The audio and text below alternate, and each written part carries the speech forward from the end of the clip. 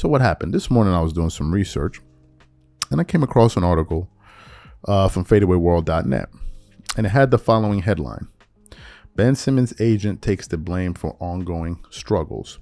Another season, another period of inactivity for Nets swingman Ben Simmons. Since leaving the 76ers years ago, Ben Simmons continues to find reasons not to play on the court, and his agent, Bernie Lee, says he is to blame for the ongoing availability concerns. We continue to try to find non-surgical options to allow Ben to move forward on a permanent basis, and that is where this is my responsibility, and I am the one to blame. When I began working with Ben and I made a commitment to him that I would do everything I could find the right answers and specialists for him to work in order to move forward from the issues he's been having. Clearly, it hasn't happened, and that's my responsibility. The article then continues on.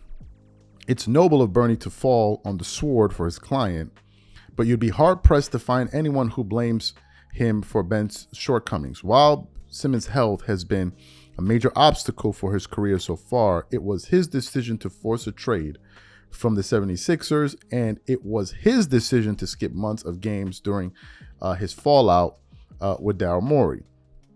With the Nets, Ben joined a team hoping to compete for a title, but now he's the last remnant of a forgotten era and a shell of his former self. This season, with averages of 6.1 points, 7.9 rebounds, and 5.8 assists per game on 58% shooting, Simmons is putting up modest numbers, and his latest absence is proof that nothing has really changed about the situation. To this day, fans are still wondering where it all went wrong for Ben Simmons. What are my thoughts on this? I think that to the average NBA fan hearing this story, they will have absolutely zero sympathy for Ben Simmons, and I'll tell you why. Fans cannot get upset. I don't think fans would be upset if Ben Simmons is getting injured. I don't think they would be upset with that because injuries happen. Hell, it happened to Derrick Rose, right? Nobody held that against him. I think what fans would be annoyed about with Ben Simmons is his lack of development as an NBA player. That's where Ben Simmons loses a lot of his supporters. You see, we can defend you getting injured. What we cannot defend and what we will not defend is you averaging 6 points per game in the NBA while making $30 million. What we cannot defend is your unwillingness to shoot. Ben Simmons this season is averaging 4.9 field goal attempts. Last year, he averaged 5.6. Ben Simmons has flat out refused to shoot. Last season, in 42 games, he attempted 0.6 free throws a game. That tells you everything you need to know about the level of aggression from an NBA player. He is not even looking at the rim. He's not. He's just there setting picks, pushing the pace, defending players. Well, that's not enough.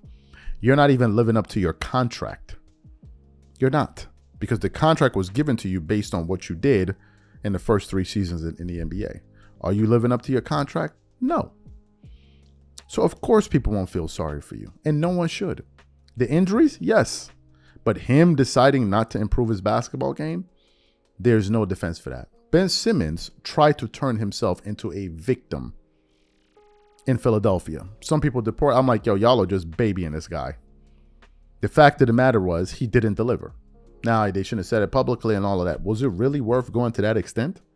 To throw a hissy fit to that extent? Really, was it?